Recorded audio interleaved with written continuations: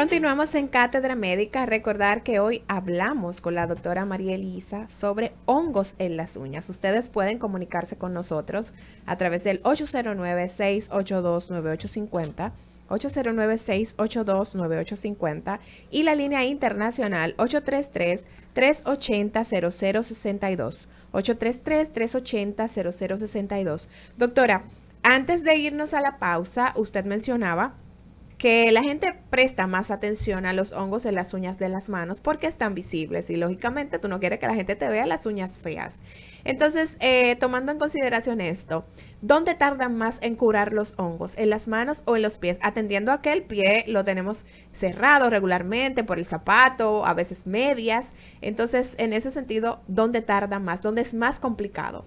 Generalmente es más complicado en las uñas de los pies, pero es por el mismo tema de que crece más lento. Entonces, el crecimiento más lento, porque cualquier tratamiento, ¿qué es lo que va a hacer? Detener el crecimiento del hongo hacia el interior de la uña. Eso es lo que hacen los tratamientos. Muchas veces le explicamos al paciente, mira, la uña dañada no se va a sanar porque es un tejido muerto. Lo que vamos a hacer es frenar el crecimiento para que la uña nueva vaya ocupando ese espacio y no se contamine. Entonces, por eso las uñas de los pies tardan un poco más. También, adicional, pues están sometidos al trauma del calzado constante que complica más la situación, sobre todo cuando las personas utilizan calzados que no son del size adecuado. Hay diferentes tipos de calzados que debemos utilizar para diferentes tipos de actividades y demás, pero sí suelen tardar un poco más en uñas de los pies. La doctora María Elisa trabaja en el grupo dermatológico, asimismo ISA Grupo Dermatológico, y es también presidenta de la Sociedad Dominicana de Dermatología, y nos está abordando el tema de los hongos en los pies. ¿Hay una conexión entre los hongos de los pies y el llamado pie de atleta, doctor? Sí, el pie de atleta es donde inicia, vamos a decir así, todo el proceso, porque cuando nosotros tenemos ese hongo ocupando los espacios interdigitales y produciendo enrojecimiento, picor, el paciente casi siempre se ve los pies porque le pican. Entonces produce ese picor, produce esos cambios de escamación, bota la piel. Y el rasgado daña. El rasgado daña, la contaminación secundaria con las bacterias y demás. Entonces ahí es el famoso pie de atleta, que trae también todo lo que tiene que ver con el tema de la sudoración, y si se suma bacterias, trae el mal olor y le llamamos pie de atleta. O sea que sí, son los mismos hongos, ¿eh? El hongo que afecta a las uñas de manos y pies más común es el hongo más común que afecta. Entonces es importante que estas personas pues se traten rápidamente, porque esto se comparte en los baños, con la demás parte de la familia. Sí, en las zonas, o sea, hay estudios que indican que podemos intercambiar los hongos porque son de persona a persona que se contagian. ¿Y cómo se van a contagiar? Por el uso de utensilios, cuando vamos al salón de belleza, que utilizamos utensilios comunes para todo el mundo, que no son higienizados de manera adecuada.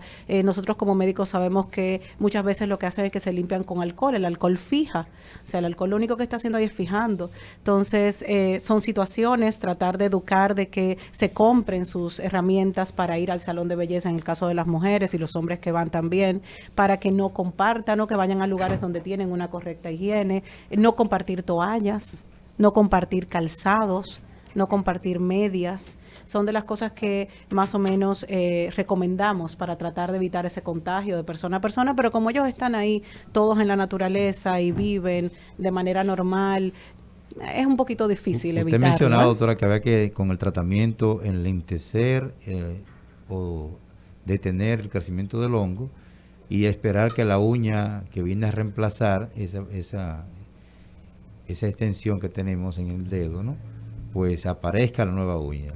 Entonces no es correcto sacarle la uña. Bueno, si me pregunta como dermatólogo, no.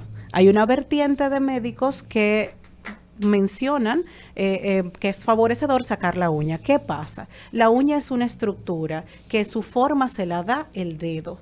Entonces, nosotros tenemos los canales alrededor de la uña, que se conoce como ese tejido periunguial, o sea, ese tejido que nosotros tenemos que nos encanta quitarnos porque está lleno de células muertas. Entonces, ese canal lo está haciendo esa uña. Si yo retiro la lámina unguial completa, entonces va a ser más complejo cuando la uña nueva quiera salir, porque el cuerpo es una máquina perfecta, es una creación perfecta. ¿Qué va a hacer? Va a tratar, esas células dicen, bueno, mira, ya yo no tengo nada ahí que me haga esa especie de surco, yo voy a rellenar ese espacio. Entonces la piel se produce. Cuando la uña nueva quiere salir, ¿dónde hay surco? En ninguna parte. ¿Qué es lo que encuentra? Piel. Entonces empieza el problema de la uña encarnada. Entonces se pasa el paciente traumatizando la uña constantemente. Entonces nosotros no recomendamos sacar las uñas. Solamente decir uña encarnada a la gente le duele. Doctor. Sí, le duele. Es un proceso muy doloroso, no deseado para nadie. Y dímelo a mí. Pero venga acá, doctora. Esa orilla de las uñas que son tan feas, tan antihigiénicas, ¿usted recomienda dejarla? En sentido general, si nos hidratamos bien nuestra piel, si la humectamos, se produce la menor cantidad de depósito de células muertas. Entonces, hay personas que nunca en su vida se han retirado las famosas cutículas o piel muerta y nunca en su vida han tenido uñas feas. Entonces hay que entender que es algo de elección de cada quien retirarse ese tejido accesorio que tiene, pero tienen que saber que hay que tener cuidado porque cuando retiramos de más, nosotros siempre le explicamos, estamos retirando esa sombrillita que protege para que la humedad no entre dentro de la lámina unguial. O sea, entre la lámina y mi piel hay un espacio que se conoce como lecho. Ahí se supone que no hay ni siquiera glándulas de sudor. No tenemos, es una creación perfecta. No tenemos glándulas de sudor ahí en ese espacio. ¿Por qué? Porque no debemos tener humedad. Pero si yo le quito toda mi sombrillita alrededor, la humedad penetra más fácil.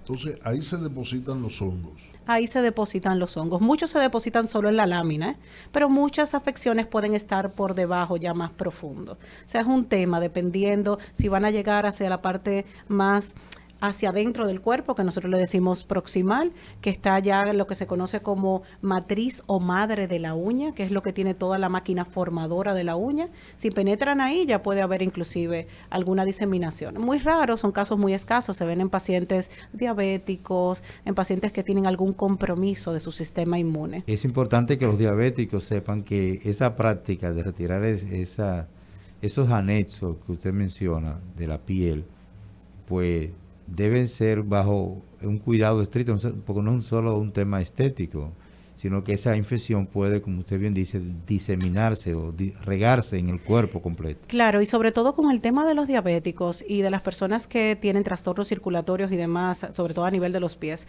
es importante explicarle que esos hongos producen microheridas que no son visibles, sobre todo cuando están afectando ahí más cercanito a la madre de la uña. Las puertas. Esas son las puertas para las bacterias que son comunes para nosotros. Entonces son pacientes que vemos padeciendo constantemente de infecciones que le conocemos como erisipela, ¿verdad? Que son esas infecciones superficiales de la piel, que la vemos en esas piernas rojas. Decimos pierna, aunque puede pasar en cualquier otra parte del cuerpo, pero es la zona más común.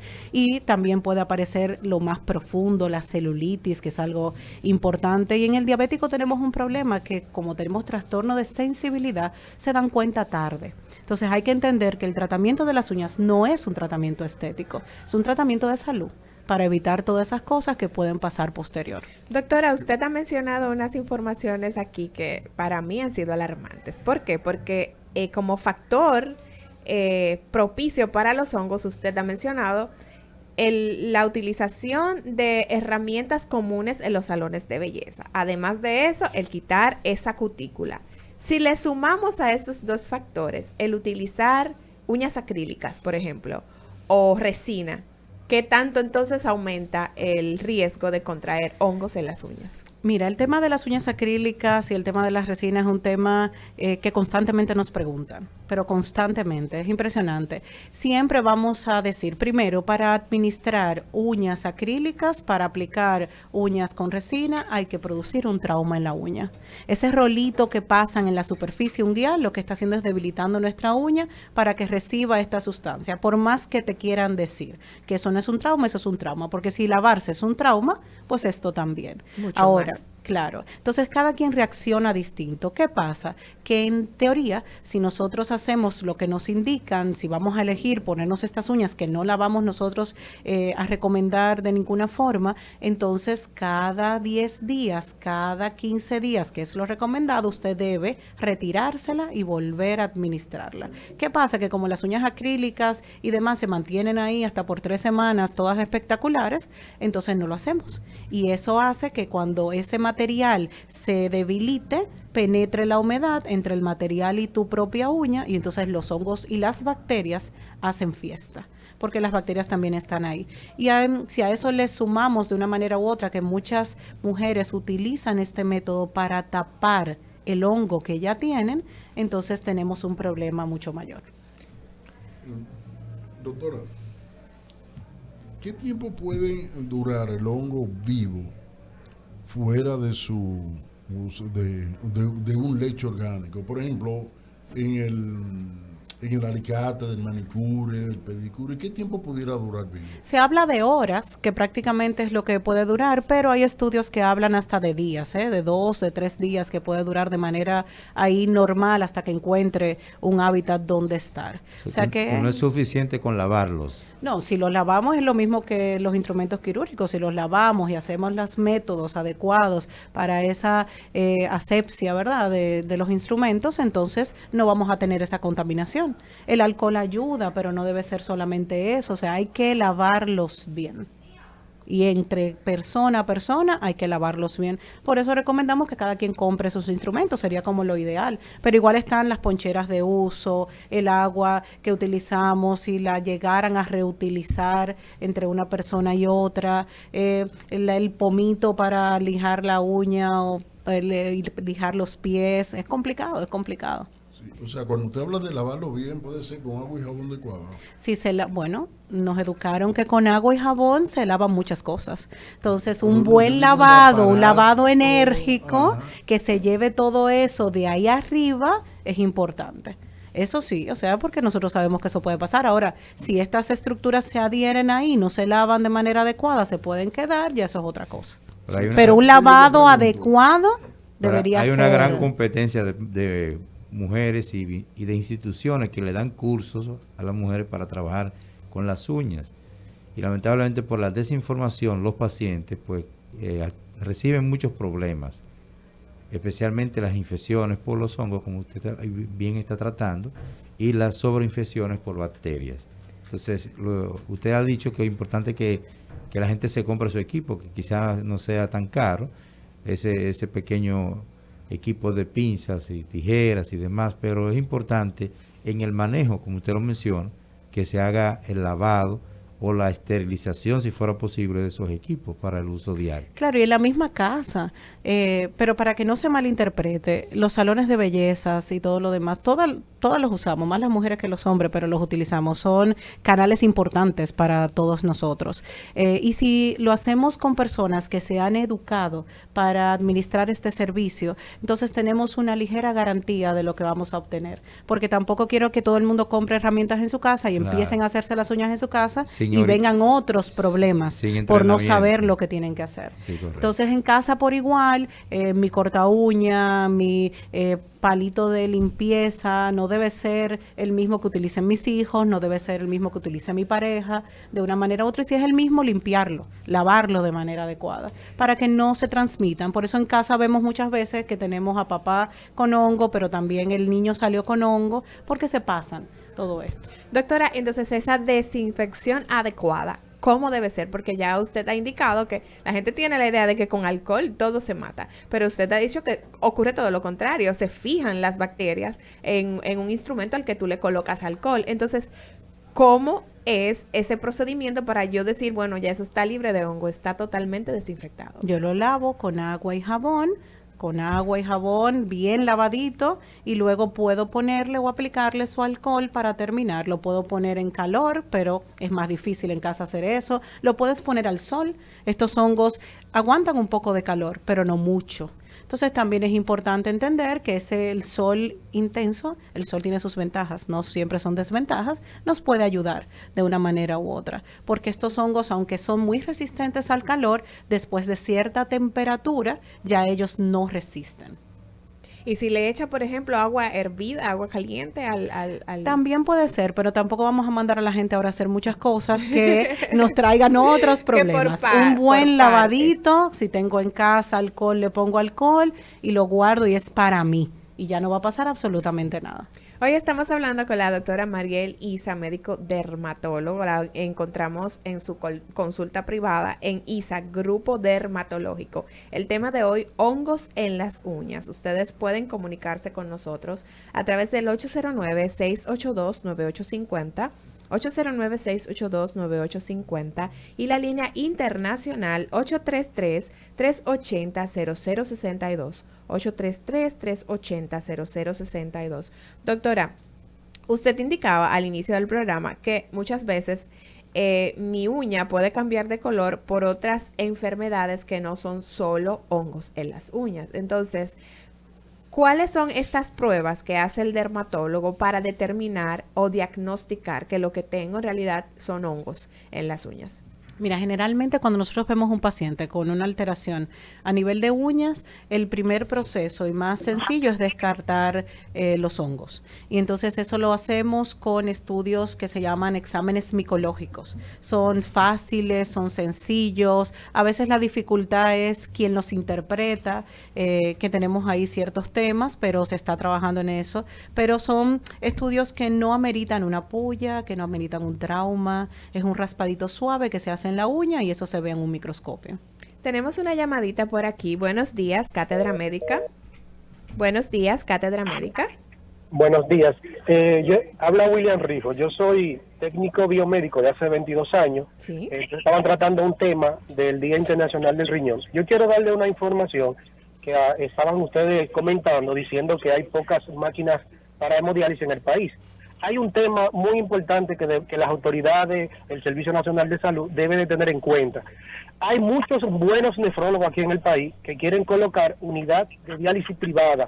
Pero ¿qué pasa? Cuando van a salud pública a buscar la habilitación, eso es un pandemonio. O sea, si queremos verdaderamente cuidar nuestros pacientes renales y hay médicos que quieren invertir en unidades de diálisis privada, debiéramos de facilitarles lo que es la habilitación rápida de esas unidades, porque tengo 22 años trabajando con pacientes renales y verdaderamente algo crítico. Muchas gracias, escucho por el radio. Gracias por su comentario. Bien, continuando con el tema de hoy, hongos en las uñas. Doctora, vamos a entrar entonces ahora en la fase de tratamientos. ¿Cuáles son los tratamientos que se aplican en estos casos? Pero eso es fácil, yo no me le echo un chin de vinagre.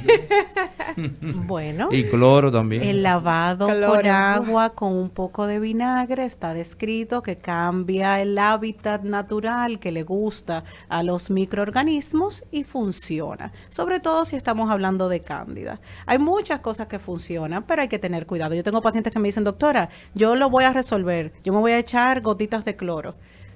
¿Qué pasa? Que muchas veces llegan con una dermatitis de contacto adicional, llegan con ese microtrauma o se produce en el trauma y entra entonces la bacteria que no tenía nada que buscar ahí. O sea que sí, hay muchas herramientas que se pueden utilizar, pero hay que tener cuidado. ¿Qué es lo correcto?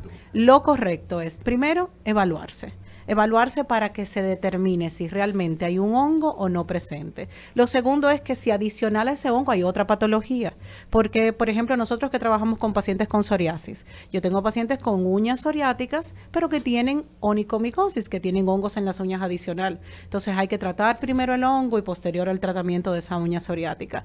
Los pacientes con líquen plano hacen trastorno a veces de inicio a nivel de las uñas. Entonces tenemos que ir a evaluar. Después de evaluar, entonces buscar buscar esos métodos diagnósticos. Hoy por hoy sigue siendo el examen micológico, ese raspadito, la primera parte. Bien fácil, es sencillo y se puede hacer. Si yo quiero saber ya exactamente el tipo de hongo, pues entonces el cultivo, que el médico lo solicita o no. Pero con un micológico normal me pueden decir, como estábamos hablando al inicio, si son levaduras o si son filamentos, para yo inclinarme cuál es el tipo de especie que tengo ahí. Y entonces ahí el tratamiento. Y el tratamiento depende. Generalmente si es menos de 2 uñas, el tratamiento se recomienda solamente tópico, sustancias que el paciente se unte y se ponga, a sabiendas que es un tratamiento largo. Si el tratamiento es de más de 2 uñas, la recomendación es que se vaya al tratamiento oral o tratamiento sistémico. ¿Qué ocurre? Que muchas veces hay pacientes que por múltiples razones no debe agregársele tratamiento sistémico y aunque tengan 20 uñas afectadas, el tratamiento va a ser tópico y si el paciente lo hace de manera adecuada y tiene mucha paciencia, entonces va a funcionar. Es un tema de cuál elegir. ¿Qué medicamento vamos a elegir? Depende del agente causal que yo tenga, porque un medicamento le va más a un hongo que al otro. Entonces, por eso es importante hacer los estudios de inicio. Usted ha sido muy enfática en el tema de... Vamos a recibir esta llamadita primero. Buenos días, Cátedra Médica. Bueno, doctora, yo vivo en un barrio popular, ¿no? Usted sabe que hay muchas emprendedoras, lo cual yo admiro mucho, pero casi todas han aprendido a hacer las uñas. Desde que tienen 2 clases, y ellas empiezan a colocar uñas. Yo soy del tipo de persona que yo ni el olor de los acrílicos lo soporto porque me sofoca. Entonces, como que le da una orientación a las personas, no a las que están estudiando, que por favor, que la dejen que sean profesionales y que aprendan bien para que puedan poner eso, porque he visto muchas manos enfermas, actualmente hay muchas aquí en mi barrio. Y otra cosa, doctora, esos famosos productos que anuncian, no voy a decir marca, para la omicosis, dígame de eso. Bueno, mira, primero aplaudir a las personas que están tratando de estudiar y de crecer, ¿verdad? Y de emprender, de hacer algo un poquito más y de aportar, pero eso hay que hacerlo correctamente. Entonces, a nosotros nos toca y nos queda seguir educando en ese sentido, educarnos y ser responsables, como dije ahorita, si me ofrecen algo, déjame educarme antes de ir a buscarlo, porque a veces toda la responsabilidad la cargamos en otra persona y no debe ser así, y eso hay que entenderlo. A nosotros nos queda una cuota de responsabilidad nuestra. Y lo segundo, los productos que anuncian, bueno, mira, si nosotros tuviéramos la fórmula mágica de tratar los hongos de las uñas, yo creo que hace tiempo que lo hubiéramos hecho, y muchísimos dermatólogos a lo largo de todo el mundo han tratado de hacer estudios científicos con muchas sustancias naturales, porque lo que busca el médico es intentar hacer tratamientos con sustancias que no agredan mucho a un organismo. Sin embargo, todavía los hongos siguen siendo resistentes, son inteligentes ellos, son bastante resistentes. Entonces hay que tener cuidado con las cosas que nos ofrecen. Siempre recuerdo un caso que me tocó ver en algún momento con mi papá, que le llegó un paciente que hizo un preparado espectacular con un aceite de coco, pero aquella sustancia que se veía marrón, el paciente decía que las uñas se le habían curado con esta sustancia. Pues resulta que al aplicarla en la uña, las uñas se ponían totalmente negras y duraban un año entero negras. Y cuando venía saliendo esa otra uña despacio, entonces obviamente uno decía, me sané, pero no me sané, es que yo pinté esa otra uña. O sea que hay que tener mucho cuidado con las cosas que utilicemos. También con las cosas que tomamos, hay que tener cuidado. La gente ahora cree que los té no tienen nada que ver con reacciones, que las vitaminas no tienen nada que ver con reacciones, que a veces nos administran medicamentos que nos dan para una quimio, medicamentos que nos da el cardiólogo, medicamentos que nos dan hasta para la psoriasis, que pueden pigmentar nuestras uñas.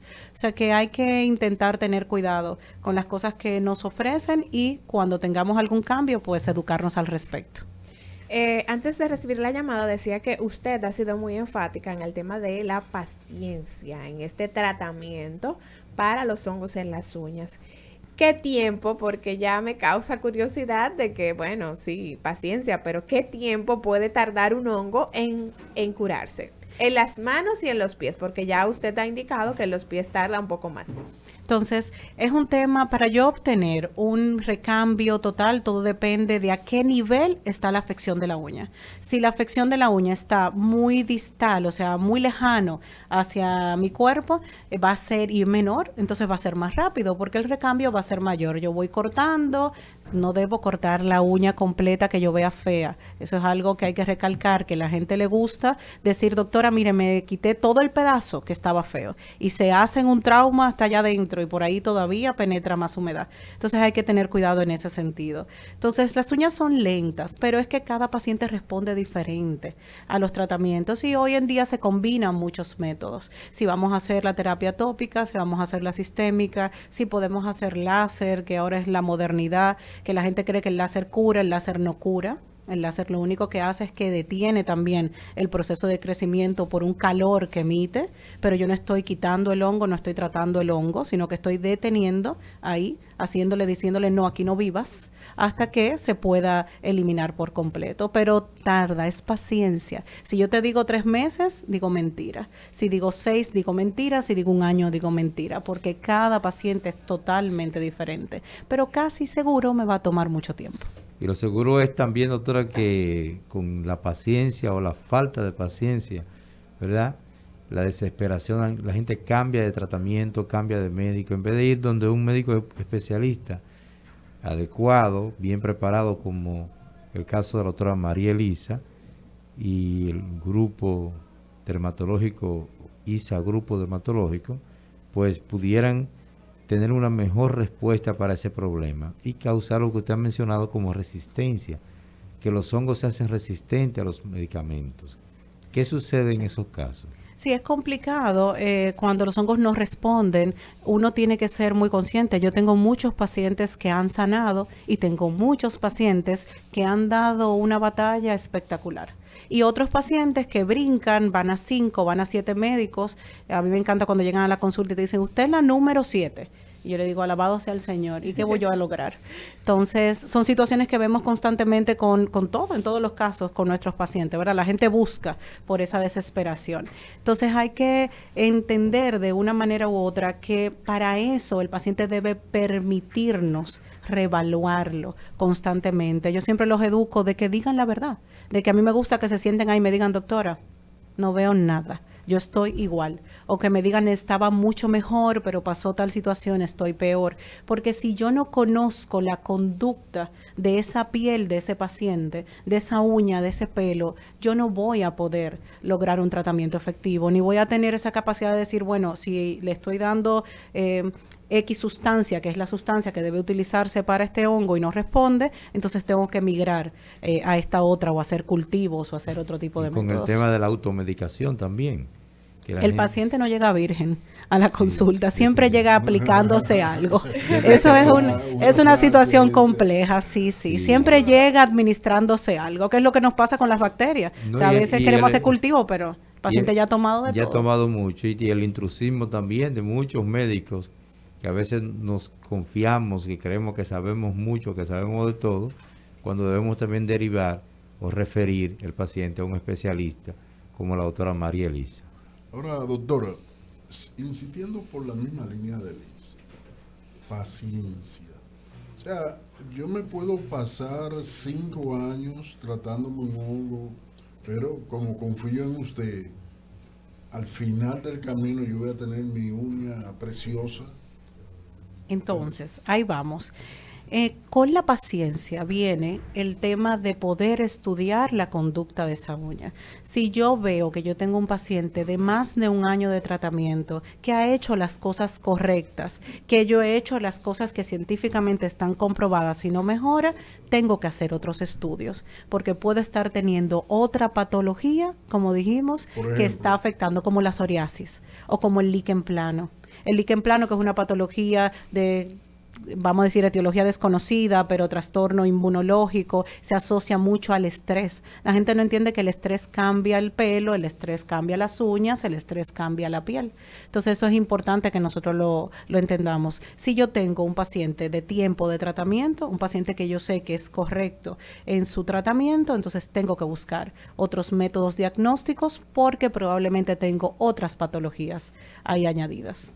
Y pudiera ser que del hongo la uña esté curada y lo que tenga sea la manifestación de las otras patologías. Así es, porque es que el hongo puede producir un trauma o puede producir un daño, pero es importante entender que también hay otras cosas y que el daño de la uña no se recupera, se recambia.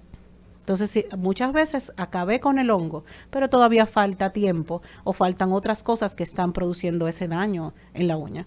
Hoy nos acompaña la doctora Mariel Isa, el tema hongos en las uñas. Vamos a ir a una breve pausa y al regreso continuamos con más. Cátedra Médica, porque la salud merece respeto.